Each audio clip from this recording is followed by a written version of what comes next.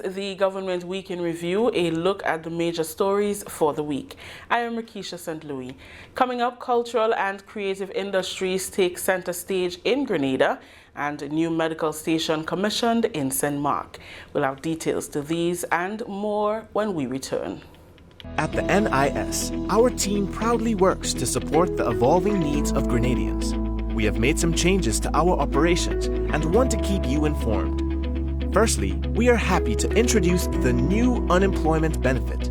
This benefit will provide an insured person with 50% of his or her former income in the case of sudden unemployment. To support this benefit and other benefits we offer, it was necessary to increase the contribution rate. The contribution rate will increase gradually each year until it reaches 16% in 2031. As always, the contribution will be split between you and your employer. The pensionable age will also increase from 60 to 65 years. This increase will also be gradually reaching age 65 in 2029. Pensioners will continue to be eligible for a pension from age 60, but will receive a reduced payment.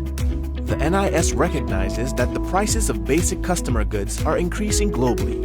Therefore, we are happy to also increase the weekly minimum pension payment by 25%. Finally, we have adjusted our survivors' benefit payment to a percentage of the age pension minimum. Widows, widowers, and dependent parents will receive 100% or $58 weekly, while children will receive 50% or $29 weekly of the deceased's pension. We are here to make the transition to these new changes as clear and simple as possible.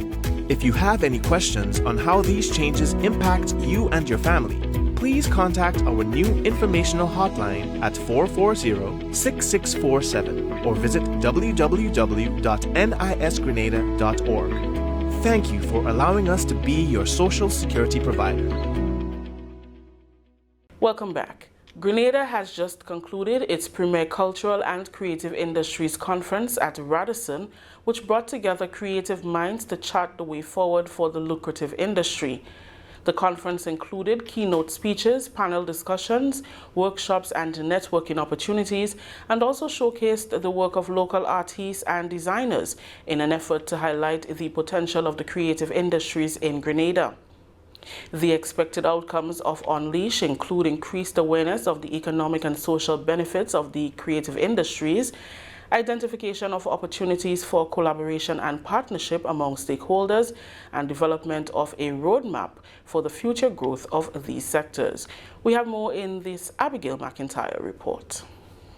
Prime Minister Honorable Dickon Mitchell says the Creative Conference will give the industry the boost needed to contribute to economic growth and transform Grenada into a creative, innovation-driven economy. He was at the time addressing participants and delegates at the just concluded 3-day Premier Cultural and Creative Industries Conference. Unleash gave all creatives and enthusiasts in Grenada the opportunity to network, highlight concerns, and hear the policies and plans of government to take the industry forward. The Dickon Mitchell-led administration, during its June 23rd election campaign, promised to place more emphasis on people-centered transformation and has since listed culture and the creative economy among the key areas in government's Medium Action Plan 2023 to 2024. Cabinet has also approved concessions and other relief measures for registered businesses and individuals within the industry. Prime Minister Mitchell is optimistic that any investment in the creative industry will yield to the benefit of the economy. There will be a cross-fertilization of ideas, and many creative flowers will bloom. New thinking will be embraced, and hopefully we will walk away from these 3 days of conferencing richer in spirit and united in how we should pursue advancement of this important pillar in the transformation of Grenada. Government, through a regime of concessions and other incentives, as well as training programs and other forms of institutional support, will invest in you. This country, your country, Grenada, will invest its tax dollars in you, but you will have an obligation to give Grenada a return on its investment. In other words, we ask that you work with us because we are working with you.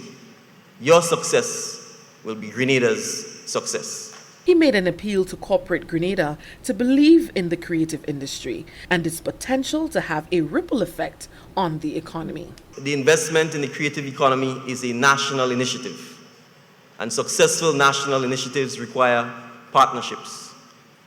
I'm therefore inviting our partners in the private sector to come on board. The creative sector is worthy of your financial support, and it is worthy of your financial investment. We therefore look forward to actively partnering with you in the private sector in supporting Grenada's creative economy.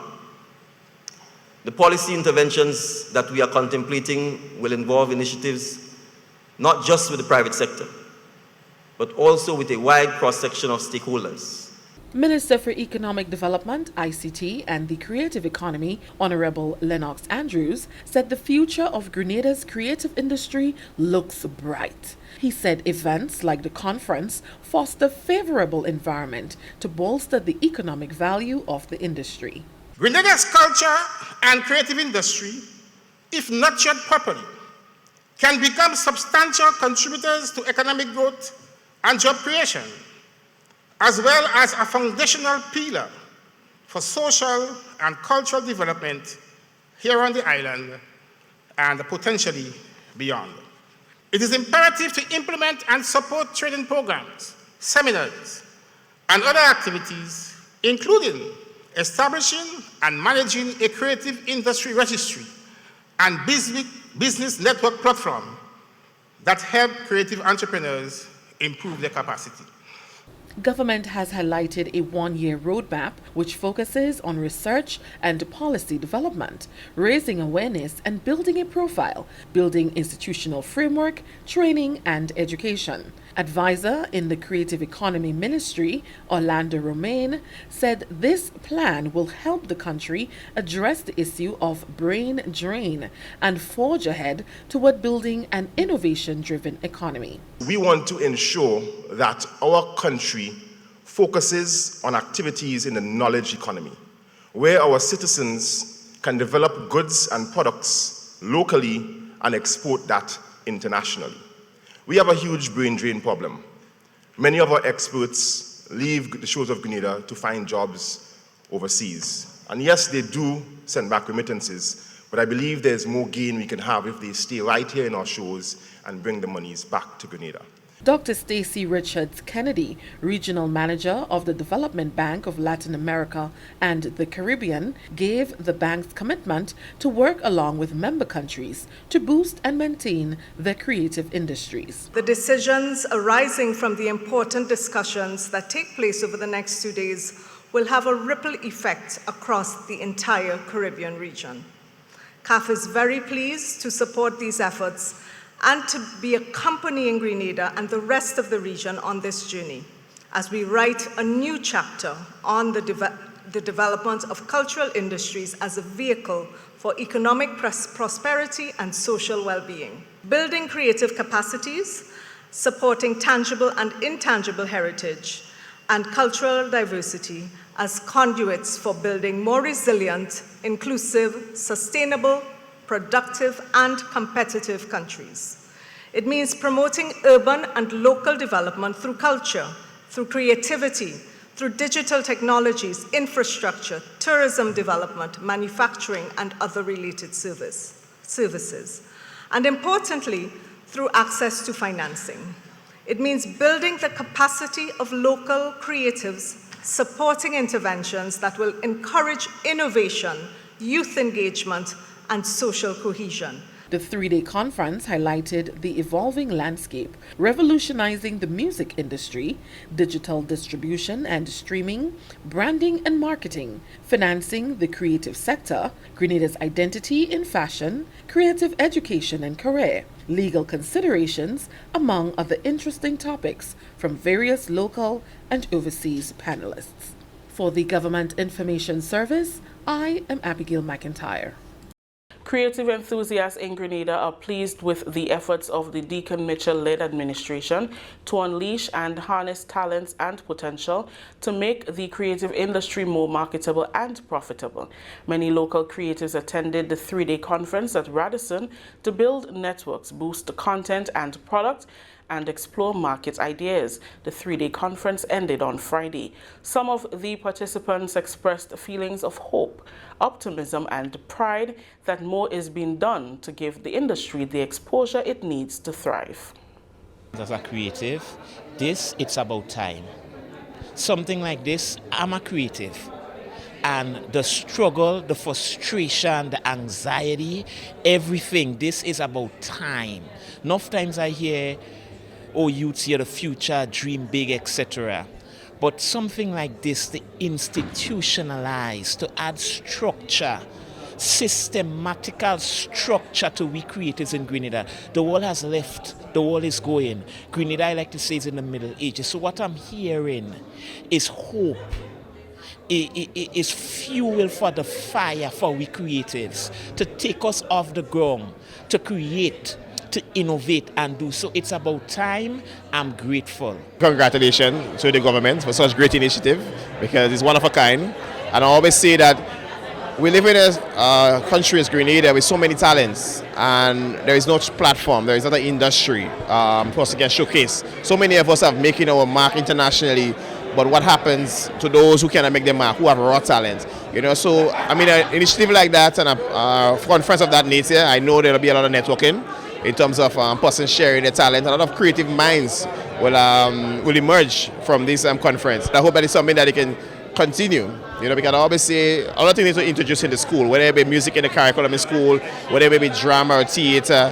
If we take a trip to the countryside, there is so many raw talents, natural talent. We just need harnessing and create the right platform for them. So, great initiative from the government. Yeah.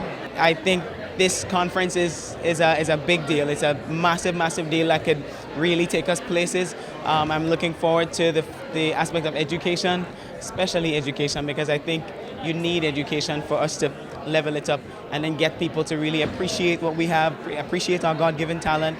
So I'm looking forward to what will come about as a result of this. And yeah, we'll see. I've been listening. I'm going to listen some more, but from what I've seen so far, I think, you know, research needs to be done. It's just covered. Again, education needs to be given. It's covered. And finding a way of making it marketable and making it profitable for us is key, and those things are covered. So I'm again looking forward to see what would happen or what would take place as a result of us having something like this. I think this is a very exciting and interesting initiative. As someone who facilitates a platform that supports the creative sector, especially in film, moving forward, to help get our local talents externally on the international market, it is necessary to have structure and to have some kind of directives as to the long-term plan for Grenada and the Caribbean region. I think that this is a great initiative as a creative and as someone who has been trying to push my part of that industry forward for years. I am excited about just even the opening ceremony. It was exciting for me. It had funding being available for creators, and that to me is a big, it's big for me because there's not much funding that was made available before, and you know, to hear the Prime Minister and the main sponsor, CAF, speaking about the funding available for creatives, I think it gives the younger creatives as well as existing creators something to look forward to. I'm looking forward to seeing big things go on for the creative industry. I love the idea of that. This brings a lot of engagement between content creators, everybody in the industry, you know, and it gives people worldwide a better knowledge of what's going on and stuff. And you know, it's good engagement and good for the for the committee. The government negotiating team is calling on unions which are yet to negotiate with government for wage and salary increases to do so as government works toward maintaining and promoting a harmonious industrial relations climate. The call was made by Deputy Chair of the team, Mrs. Lindonna Hilaire Marshall, during Thursday's signing of the collective bargaining agreement for gazetted officers and the Police Welfare Association of the Royal Grenada Police Force. Following several rounds of discussions, both negotiating teams have agreed to a 9% salary increase for the period January 1st, 2024 to December 31st, 2025, and an increase of 4% in 2024 and 5% in 2025. We recognize that coming to an agreement in the negotiations is something that is priceless. We know how negotiations can be, and we understand that getting to signing is something that we would want to continue to put on the records as peaceful and cordial as mentioned before. And we are committed to continuing with the process of negotiations with the other unions who have not yet gotten to this point, but we are very optimistic and we look forward to signing the agreement with the other unions. Acting Labour Commissioner Mrs. Parker Grenade Courtney commended the teams on successfully completing cordial negotiations in accordance with the mandate of the government. It is a hallmark of negotiating in good faith, where parties can sit around the table, negotiate, agree on the terms and conditions of their collective agreements without having it coming to the commissioner, the Labour Commissioner, for intervention. So I just want to congratulate both parties for being able to negotiate in good faith and for us to be here this morning to ratify this collective agreement. Member of the RGPF negotiating team, ACP Randy Connaught, is pleased with the outcome of the process. Myself and the entire RGPF negotiating team, we were very satisfied with all of the negotiations. Yes, there were times during our discussions there was issues that we had to trash out, but I think so. You, with your skillful navigation, and obviously from our team, definitely we sought the best interests of all parties concerned. Again, for the second time, I believe in our history in the RGPF, both the Welfare Association and the gazetted officers came together collectively to seek the best interests of our constituents, of all the officers of the RGPF. This is the Government Week in Review. When we return, easier access to healthcare for the people of St. Mark.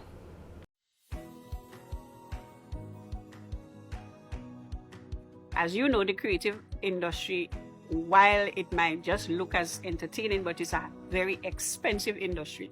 The biggest problem that we face in the industry is the availability of equipment.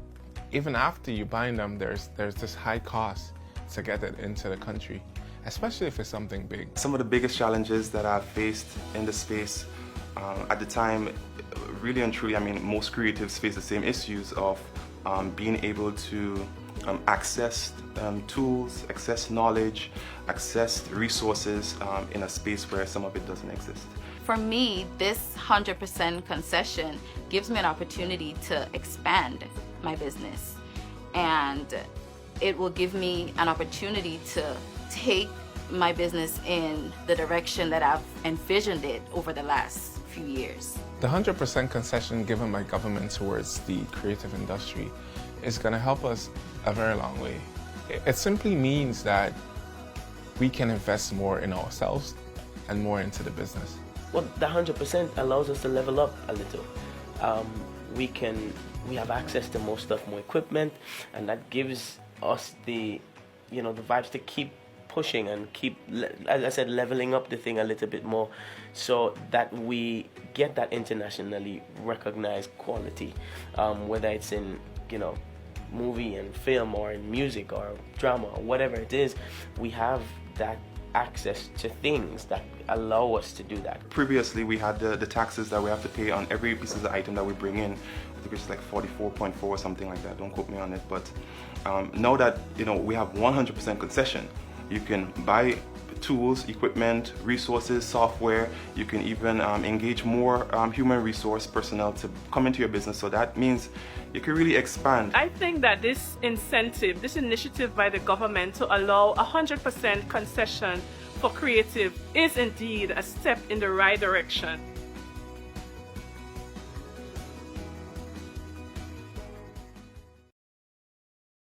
Welcome back. Residents of St. Mark now have a brand new medical station with added services that they can utilize. The commissioning of the St. Mark Medical Station means they no longer have to travel to neighboring parishes, St. John and St. Patrick, or even St. George's for medical care. The medical station was officially recommissioned on May 10th. Sherry and Noel has a report. On Wednesday, the government of Grenada, through the Ministry of Health, Wellness and Religious Affairs, held an official recommissioning ceremony of the Victoria Medical Station that features more adequate conditions and improved services for patient care. Minister for Health, Wellness and Religious Affairs, Senator the Honorable Jonathan Lacret, said timely health care continues to form an integral part of the DNA of Grenada's health sector and is also the face of the business of our health sector. Senator Lacret added that his administration will do what is needed to ensure that residents are afforded quality health care at facilities across the state. With our vision to become the healthcare capital of the Eastern Caribbean, our staff is pleased that we have begun the smarting of our medical stations while simultaneously building our primary healthcare human resource infrastructure. We are cognizant of the fact that we have a long, and I'm going to emphasize the long, way to go in the restoration of our nation's health services to the benefit of touching every life in every community. My staff and I remain committed in a relentless pursuit to building Grenada's healthcare sector, brick by brick, doctor by doctor, nurse by nurse, vaccine by vaccine, partnership by partnership, and community by community. St. Mark, you are blessed to have improved health services, and we trust that the entire community will see the marked improvement in the physical health of its residents. Parliamentary representative for the constituency, Honorable Dr. Clarice Modest-Kerwin, commended the Minister for Health for extending her an invitation to be a part of the realization of what was just once a dream. I hope we can find common ground to work to ensure that this facility gives the service that is required of it. I hope that we can also find common ground in unifying the Western Corridor, St. Patrick Health Center, this one, and the Grove. Some people say it's a mini hospital. I like that sense because I know you have observation rooms, you have places for x-ray and so on and so on. And I hope to see these things happen within reasonable time. Everything cannot happen every day, in the same day and in the same time. But I hope that the shortcomings that we've experienced over the years, so it's not you, and it's not just me too, but it's other persons who have been responsible, that maybe we didn't do things fast enough, but we're here at this juncture. And I want to urge us to move forward. Let's give the best we can. Senator Quince Britton, the National Democratic Congress caretaker for St. Mark constituency, feels a sense of pride and is particularly grateful to see the project completed, especially since individuals involved in its execution include residents of St. Mark. Now the dust has settled and we in what we call mango season. So as the old cliche, they say we extend the olive branch. I would like to publicly extend a mango branch to our dear MP so that we can work in unison to bring real benefits for the people of St. Mark. And to you, the people of St. Mark who's listening within my listening ear, I would urge you, let us all be the watchful eyes against the misuse and vandalism of this facility.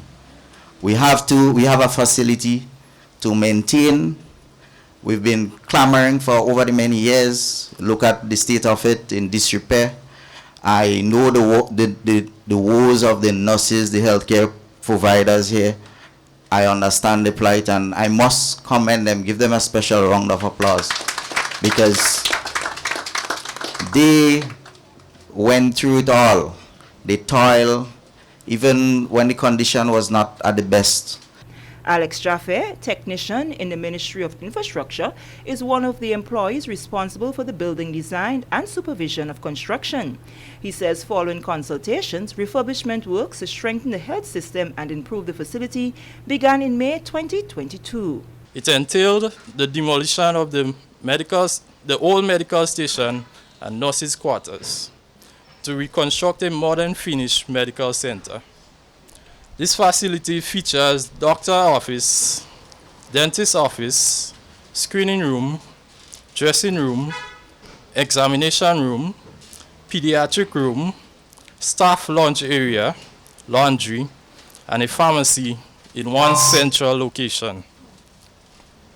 To meet the needs of the surrounding communities, the more than $800,000 project was completed in 11 months. With the Victoria Medical Station now officially recommissioned and boasting of a more spacious waiting room, comfortable doctor's office, screening and examination rooms, among other improved service areas, health practitioners and residents of St. Mark are expressing thanks to the government for seeing the project through. The residents encountered many challenges over the years with the previous building that was already in need of repair and the limited services that it provided. Senior nurse at the Victoria Medical Station, Jacqueline Cummins, says the day that they have all been eagerly awaiting has finally arrived.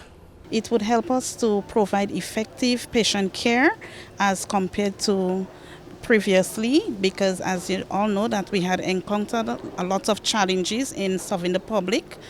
But I want to say a special thanks on behalf of the members of Victoria Medical Station. We want to say a special thank you to everyone who would have come on board to recognize our challenges, and hence the reason why we are here today. Some of the challenges experienced would have been stuff like leakage, especially when it rains.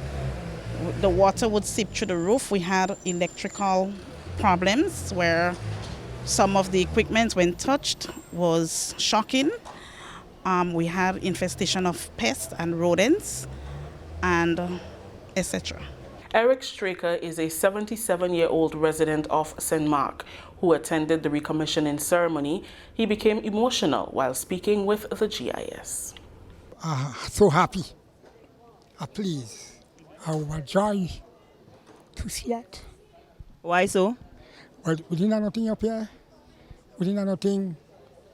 You could say right now we have facilities right now for the whole world. Whenever any visitors come here, they want to come here, no problem. It's open for everybody and anybody. So what were some of the challenges experienced before this actual facility? Madam, tell you the truth, you won't believe it was so disgusting. Sometimes people could have juke you inside there. It didn't go at all, it didn't go at all, it didn't go at all. Thanks and praise God now. We have a new one and we just have to take care of it. One thing, you have to have a watchman here. Yeah, and you have to be more than one. If one day in the day, what about 2 for the night? You can't tell what they're going to do. But they're getting things done, money spent, work done, and they go see I come and big thing, gone, stole certain things inside there. It's the thing they're going to do. Yes. I'm pleased and I'm happy to see it happen. And I make it my duty to come because I was invited, and I come and I see and I heard. And I meet people who I know, who I see for a long time. Yes, no, I didn't see them, but I see them now. I feel happy. So I don't have no problem now. I don't want to go to St. John's. I have it right here. The next thing I would like to see, the next part on top. I don't say it could come as St. John's own. at the same time, but I would like to see it happen. I would like to see it before I die. September coming is going to spend my life, I'll be 78 years. Thanks and praise God for that. I never cut a leaf. Lindy Frederick of Diamond Street St. Mark and Florence Cyrus, who resides at Resource St. Mark, also shared positive sentiments on the reality of the now recommissioned Victoria Medical Station. Over the years, the people of St. Mark were crying out to see a new facility like this here being built. And right now, there are no words in my mouth right now, but right now I'm feeling very elated because I can remember since I was born, I was coming to the previous structure, and now I am grown. I am coming to the newly built structure. It is very important. It was long awaiting, and we welcome it. A facility like that is much needed for, it don't only serve St. Mark, but it also serves the lower part of St. Patrick, because knowing St. Mark and St. Patrick is adjoined with Union. If something is not affordable in the Union Medical Station, it can be had here in Victoria. Because it's all one medical, it's a broad medical area.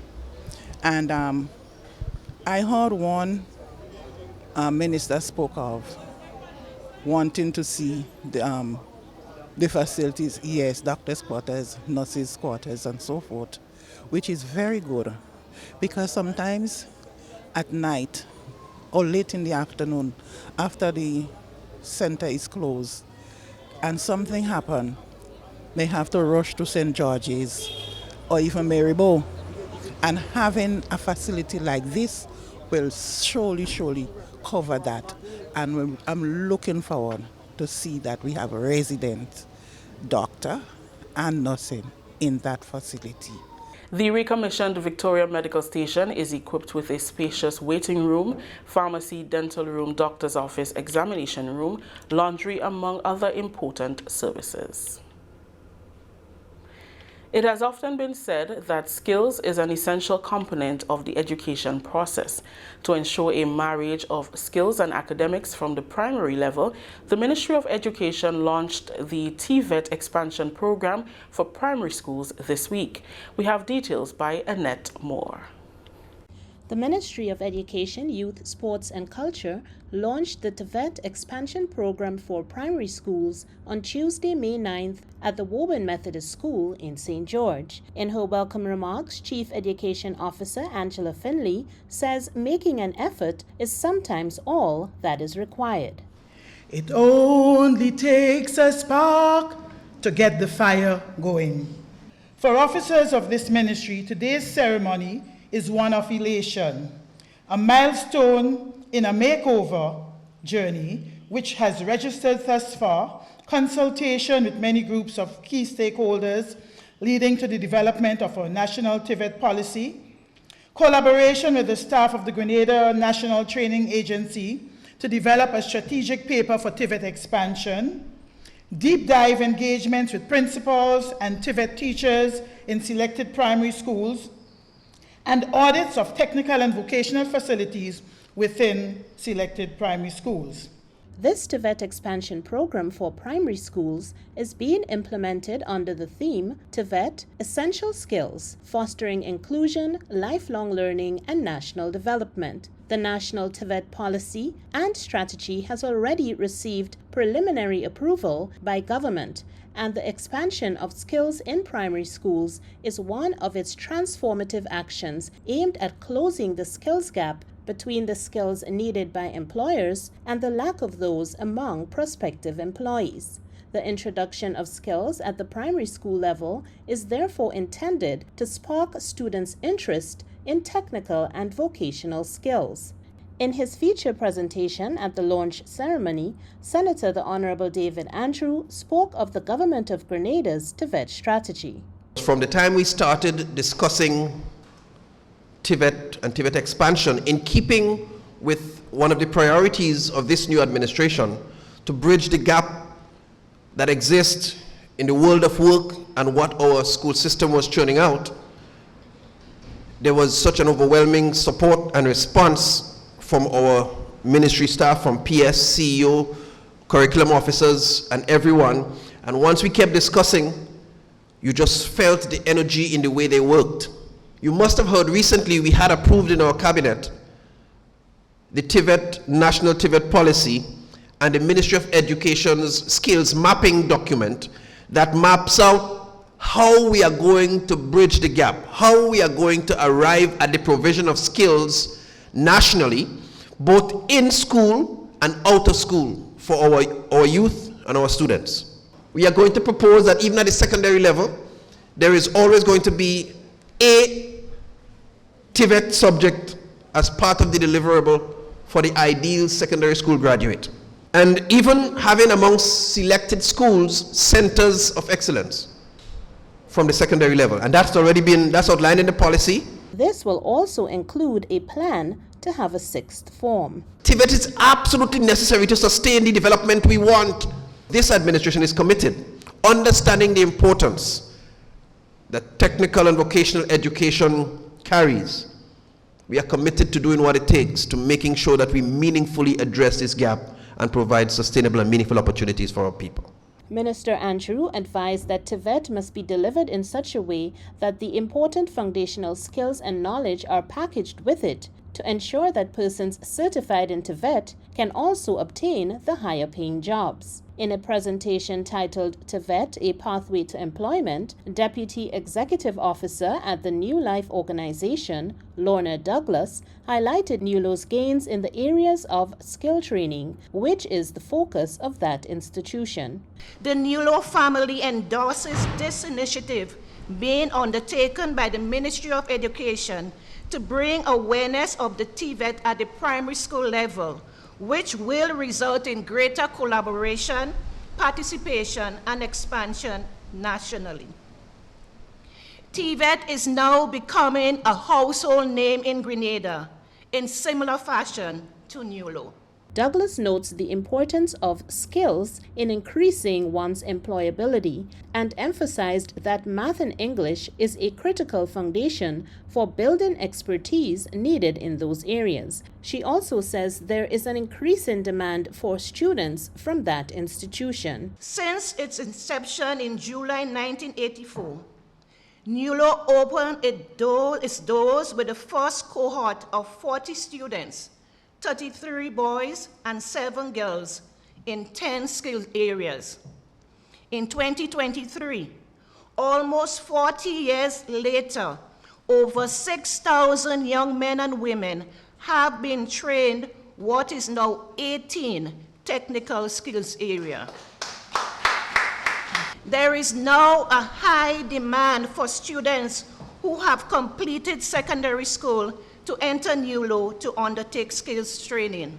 For the period January to March 2023, over 55 business establishments have contacted NULO for past trainees for employment opportunities. And this is just a limited number because there are other small businesses who have been calling. Justin Joseph, a former trainee from the second batch of trainees to attend NULO in 1986, now owns his own electrical installation business. He advises students to have more than one skill. I don't think skill is for the people who fail, but I think if you have education, it goes a long way with it. TVET at the primary school level is offered at the Granville Skills Training Center and 5 primary schools. In a video presentation during the launch, details of the rollout of the expansion were revealed. Each of the 5 primary schools has 2 teachers, one for woodwork and the other for home economics. We at the Ministry of Education believe that these spaces are grossly underutilized. We have endeavored to bring more schools on board So for example, in a school like Woburn Methodist, where only the upper grade students are benefiting from the spaces and the teachers, we are now bringing in St. Joseph's Catholic, Monjelu, as well as South St. George Government. The arrangements for getting the students to the centers, that is left up to the schools. However, one thing that we're sure about is that the students will not be going to the schools on their own. A teacher will be accompanying them. And I'm happy to report that all teachers and principals are fully supportive of the program. During the ceremony, the Minister for Education presented a sewing machine to the principal of the Woburn Methodist School. This is intended to benefit the skills training efforts at that institution. Japal, in his vote of thanks, extended appreciation to donors in the diaspora who have supported the skills training program at that school. He also shared on his school's positive experiences with skills training and expressed gratitude for the TVET expansion program. It is indeed a long overdue experience. As Mrs. Gilchrist would have said, we here at the Woburn Methodist School, we have been waiting for this day a very, very long time. And as a result, we would have gone ahead and do the necessary in-house things so that we could have fast-tracked such a program and initiative. I would like for us all to join with me in offering a round of applause in appreciation to our Minister, his Ministry of Education, and the government by large for such an initiative. I presume that we all may agree that this initiative will surely transform the lives of many of our young people and their families, and by extension, our country as a result. For the GIS Week in Review, I'm Annette Moore. We take another break. When we return, Human Resource Officers Network launched.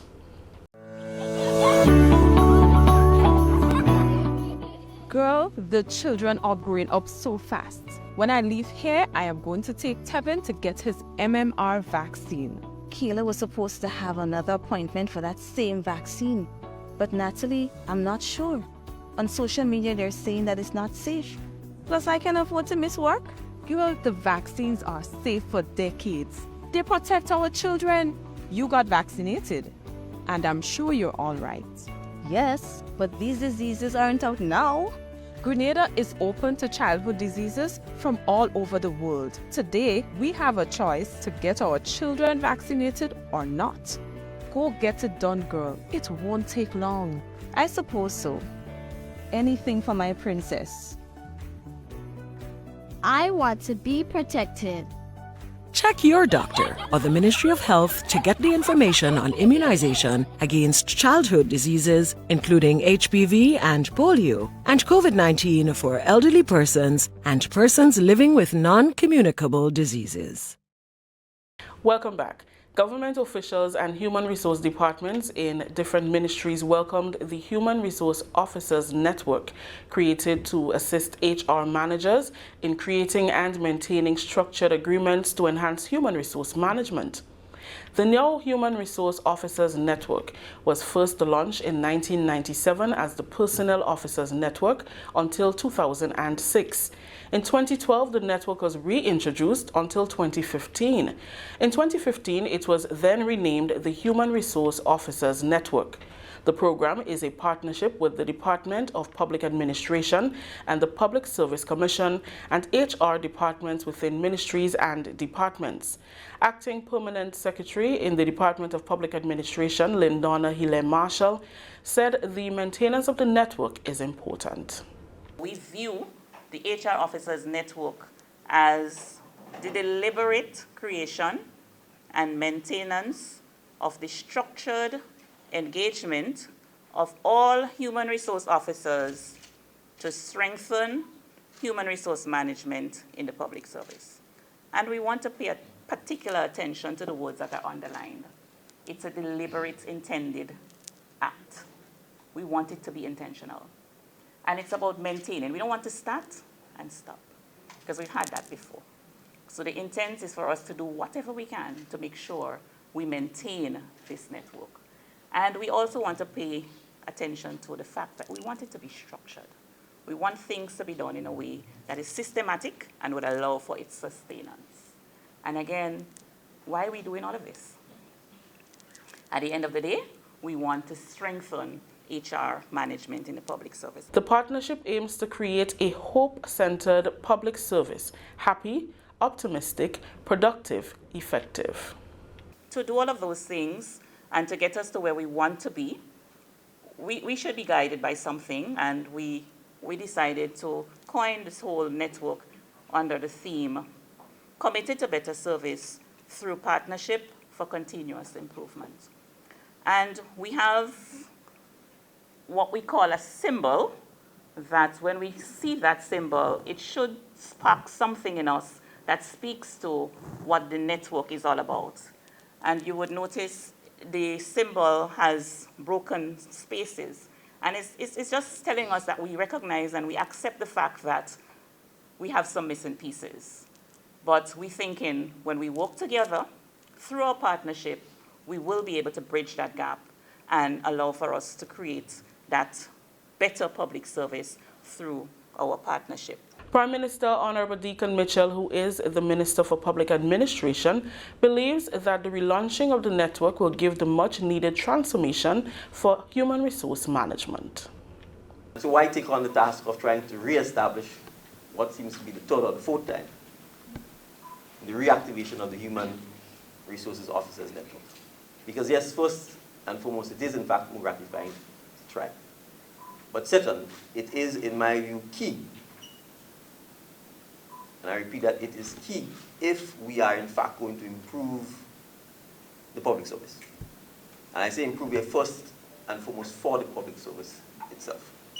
As the Prime Minister and as the one responsible for the Department of Public Administration, I am committed to doing everything that I can, that is humanly possible, to make sure that this network actually functions and that it can truly support the Public Service Commission, the DPA, and the respective ministries to deliver on the mandate of improved and sustained service delivery. But it starts first with us taking care of ourselves. Also present was Chief Personnel Officer Ms. Jacinta Joseph. I thank you for the invitation and the opportunity to partner with the Department of Public Administration on this very important initiative, which stand to bring numerous benefits to individual members, to our individual ministries and departments, and to the Grenada Public Service as a whole. The Ministry of Agriculture, Lands, Fisheries and Cooperatives is initiating moves to resuscitate the cattle industry to improve genetics and the availability of beef on the local market. We have details in this report. An ambitious program is being undertaken with funding from the OECS Regional Agriculture Competitiveness Project, or AGRICOM, and the World Bank's Food Security Enhancement Project. The ministry plans to resume artificial insemination of cattle, having procured sperm from Red Duck Farms, a commercially operated farm in the United States, known for supporting breeding programs and cattle farmers, promoting hardiness, heat tolerance, and heterosis, as well as carcass quality. Two representatives from the commercially run farming business conducted a support mission to Grenada this week, engaging and training Ministry of Agriculture staff and farmers. They offered strategic advice on procedures for administering high-quality semen and also looked at the importance of animal health and nutrition. The training targeted crop extension and livestock officers as the ministry seeks to raise awareness about the importance of crops such as Trichantera, Glory Cedar, mulberry, and other varieties as feed for animals, in addition to practices that supports the health and well-being of these cattle. Veterinarian Dr. Adolfo Sanchez, whose family runs and maintains the farm of 1,600 cows on 1,800 acres of cropland, and who produces a semen catalog that the ministry utilized to make its decision to acquire semen, says from their engagements, there is huge potential for the cattle industry in Grenada. We see huge potential in this island, right? We live in a desert. We get 8 inches of rain a whole year, right? And yet we're still able to pull calves off of 8 inches a year at 600 to 700 pounds at 7 months of age, right? And when we run around this tropical island seeing grass this deep, mangoes, sugarcane, grain factories, there's potential here, right? The fruits of this could be very beneficial, right? Another member of the team, Paul McCollum, explained that the artificial insemination program provides the framework for the ministry to encourage farmers to build wealth. If you provide all your food from the country, then you start developing wealth because you don't have to buy that and bring it in. And for you guys, it's a long ways to bring it in. So, yeah, you have the potential to have cheap protein for your people on this island with that. Frankie Buckmeyer, livestock assistant who worked with the past insemination program, is looking forward to its resumption. Having the insemination, having this breed of cattle, because we are doing these Santa Gertrudas, this means we're going to have an increase in production for cattle and beef production. The ministry's last insemination drive was held about 10 years ago. It is hoped that the new program, with the introduction of semen from the Red Duck farms in Texas, will result in a 30 to 40% shift in the overall weight of cattle. Chief Vet and Livestock Officer Dr. Kimon Cummings says the program means well. Their cattle were selected for very low butt weight and accelerated growth rate. There was still some concerns in terms of the frame of the cows, and overall they're very much satisfied.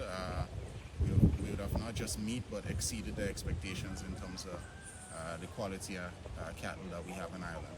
We foresee over the next coming year or two, we should see an increase in the carcass weight.